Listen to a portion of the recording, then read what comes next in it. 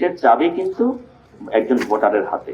এখন সময় এসেছে সুবর্ণ সুযোগ, এই সুযোগটাকে কাজে লাগানোর জন্য 4টা পর্যন্ত এই ভোট গ্রহণ কার্যক্রম অনুষ্ঠিত হবে। সেখানে প্রতি ভোটার 2টা করে ব্যালট উনি পাবেন, একটি সাদা একটি গোলাপি।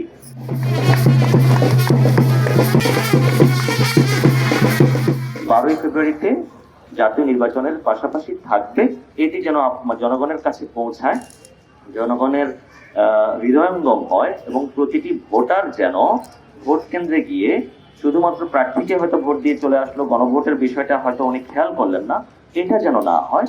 মানে এই বিষয়টা স্মরণ করিয়ে দেওয়ার জন্য ভোটারদেরকে উদ্বুদ্ধ করার লক্ষ্যেই মূলত আজকের অনেকগুলো প্রচারণার অংশ হিসেবে আজকের এই রোড শো এর আমরা আয়োজন করেছি। 4টা পর্যন্ত এই ভোট গ্রহণ কার্যক্রম অনুষ্ঠিত হবে। সেখানে প্রতি ভোটার 2টা করে ব্যালট উনি পাবেন, একটি সাদা একটি গোলাপি। সাদাটি রেগুলার, যেটা প্রার্থীদের প্রতীক সম্বলিত, এবং গোলাপি যেটা সেটাই গণভোট বিষয়ক। সেখানে হ্যাঁ অথবা না এই 2টা জিনিস থাকবে, হ্যাঁ এবং টিক, না এবং ক্রস। এই সমাজের সব শ্রেণী পেশার মানুষ, এই যারা ভোটার হয়েছেন তারা ভোট দিতে যাবেন এবং তাদের মতামতের মূল্য রয়েছে। দেশের চাবি কিন্তু একজন ভোটারের হাতে।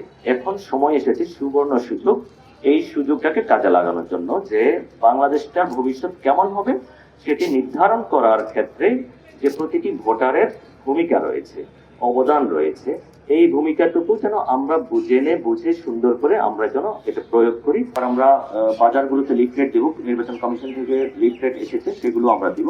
তো সবকিছু করেই আমরা জনগণের কাছে বোঝানোর চেষ্টা করবো। আজ থেকে আর 1 মাস পরেই কিন্তু সেই মহেন্দ্রক্ষণ আসবে, ভোটের দিন আসবে 12ই ফেব্রুয়ারি।